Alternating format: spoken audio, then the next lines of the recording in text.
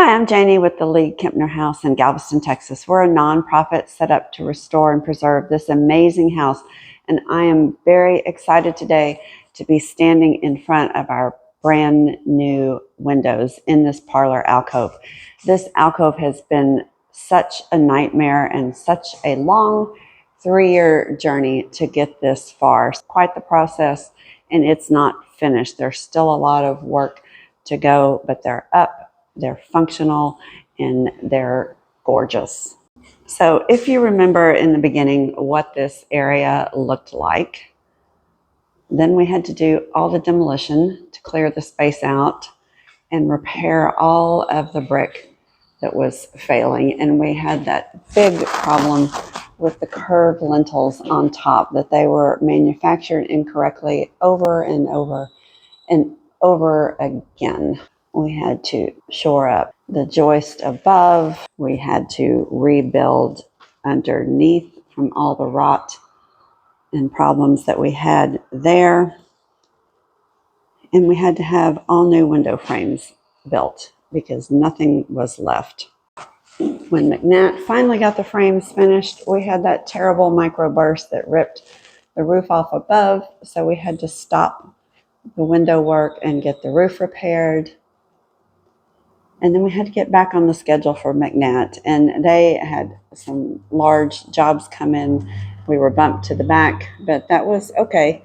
We needed to do some fundraising, and we needed to get to work repairing the sashes that go in. All of that came together, and McNatt was able to get us back on the schedule, and they spent the last week and a half working on getting these windows in.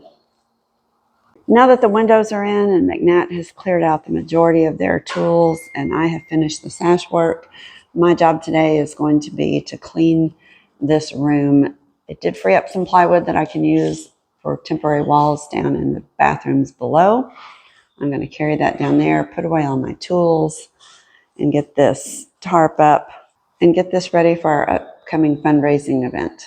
I've been talking a lot about steampunk, but one thing I haven't mentioned is that we are also having a metaphysical night here with intuitive insights out of Sugarland.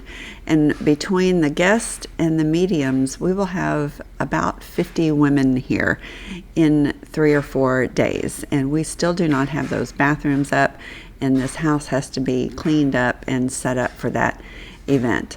Joe has been working very hard on steampunk. There are a lot of activities and events and things to coordinate, and I have one job only, and that is to have the house ready and have the porta potty gone and those bathrooms working. So at this point, I really need to hustle because we are getting down to the wire for that first event, and fundraising is so important for us. This house is very expensive to repair, and we also opened for tours while we were installing these windows. It's not dangerous work. We could block people from coming in the parlor, but they could watch McNatt's guys work while we're doing this window install. So it's a lot of fun for people to come see work actually being done on the house.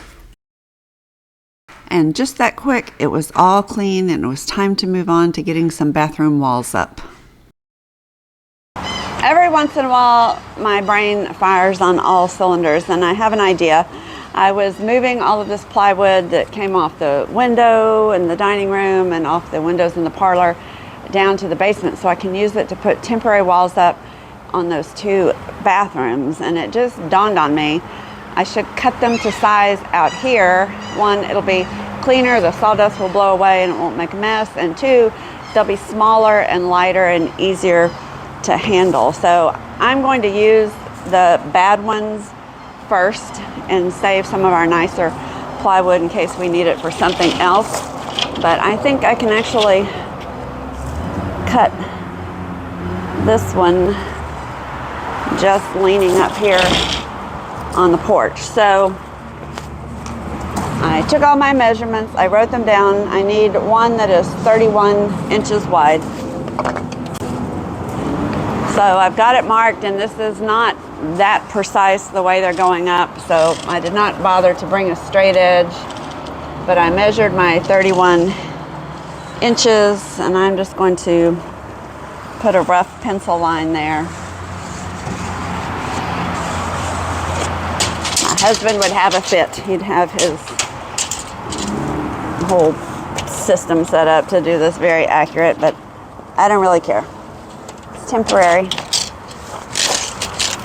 And it just has to provide some privacy.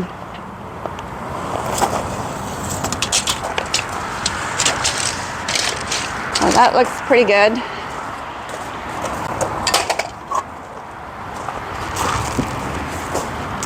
I'll probably have to cut part of it, pull it down, and cut the other part, but I think I can start with it up here. If my battery is good. There we go.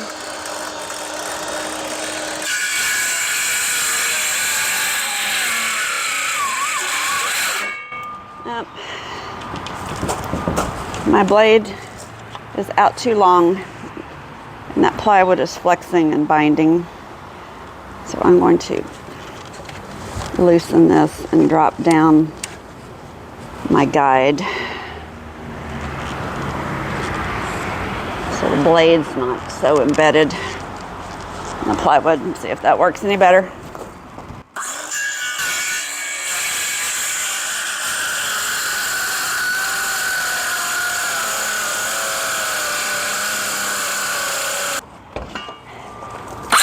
And I can kind of feel that my battery is going out because it just doesn't have the same power that it does with a fresh battery. But hopefully I can get through this.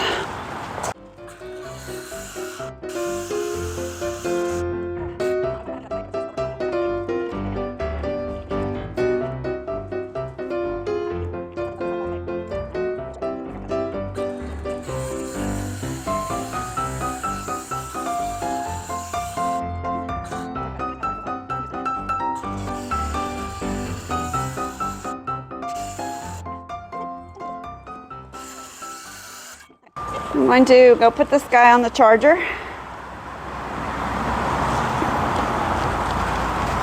Maybe. Oh gosh. That's what happens when you don't have any hand strength.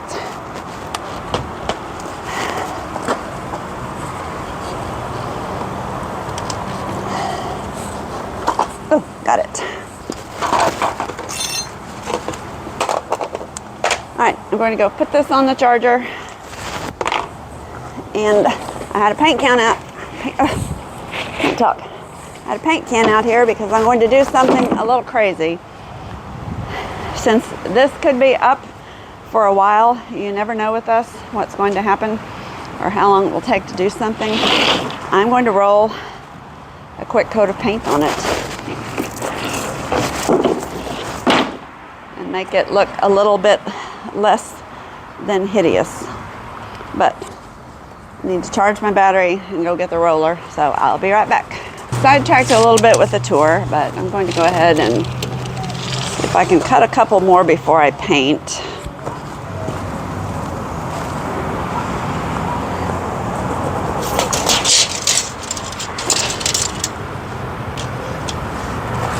Fortunately, this I'm cutting the shorter way.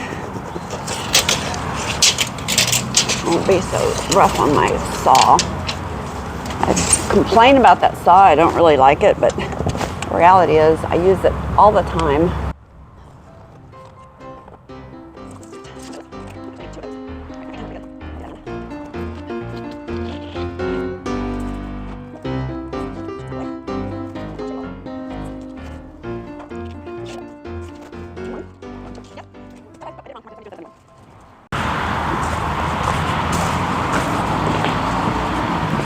Okay, I got all this measured, my line drawn. When I set to cut it, it did not look right. My eyeball instinct is right. I marked it at the wrong length. It's supposed to be 71 inches. And I need 2 at 71 inches. And somehow my brain transferred that 2 to 72. So I marked one side at 71 and one side at 72. And that's why my line was so wonky. Good place. The other thing I've noticed with these batteries is when you use them for any length of time at all, they warm up and they don't like that. They kind of quit working and you have to stop and let the battery cool down to get power again. So we'll see what happens this time.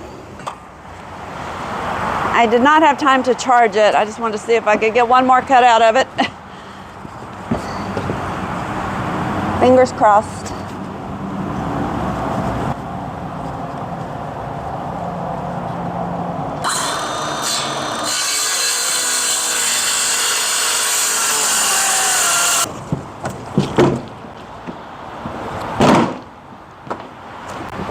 One way to do it.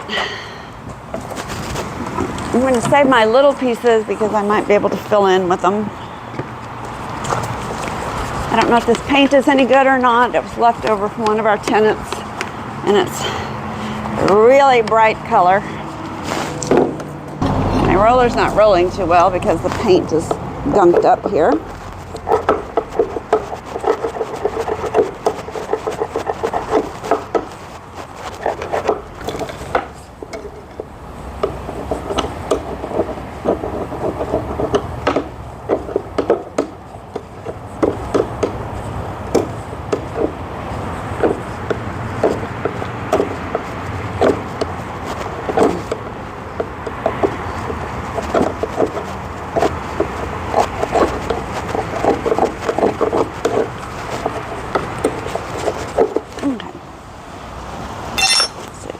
Better.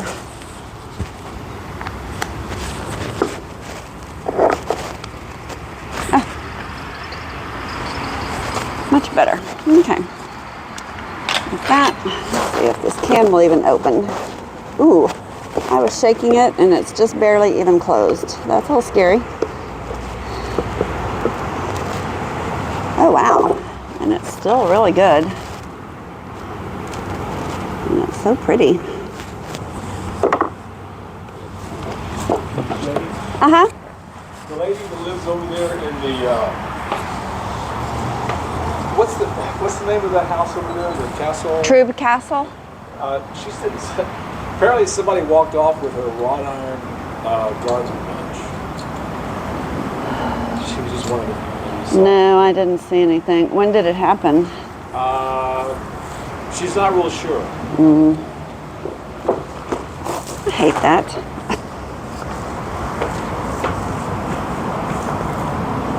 Another reason I like to use old paint, this is really chunky and gross inside, but it's hard to dispose of properly. The city of Houston has a place where you can take latex paint, but I'm actually not a resident and they require ID. I live in a suburb that's not Houston. And so my daughter's in Houston, so if she's available, sometimes she can go with me, but she works full time, so that's hard. And you really shouldn't put it wet in the garbage. You can get cardboard and pour it out and let it dry. Or you can use it up on strange projects. And this will soak into the plywood. It won't be this pretty once it starts drying, but it'll be better than raw plywood. Maybe if I feel like it, I'll give it a second coat. Normally you'd prime plywood, but I'm not going to waste a good primer on something temporary like this. I'm trying to put it on very thick. Let it soak in and seal. Okay, I quit. I'm going home. This is what happens when you're tired. And the 71 inches that you carefully measured and wrote down was really 7 feet 1 inch. So thank goodness I have a little strip I painted of scrap to go across the top, because that did not work. Sitting in bad traffic and now I'm getting hailed on.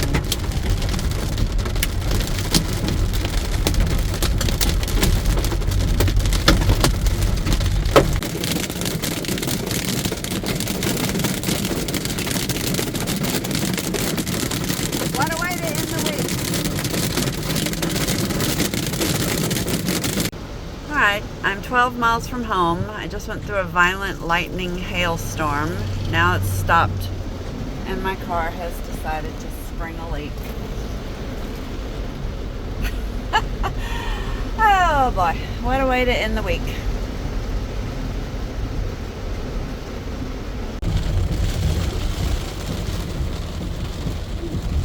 I made it home just in time. The streets are flooding.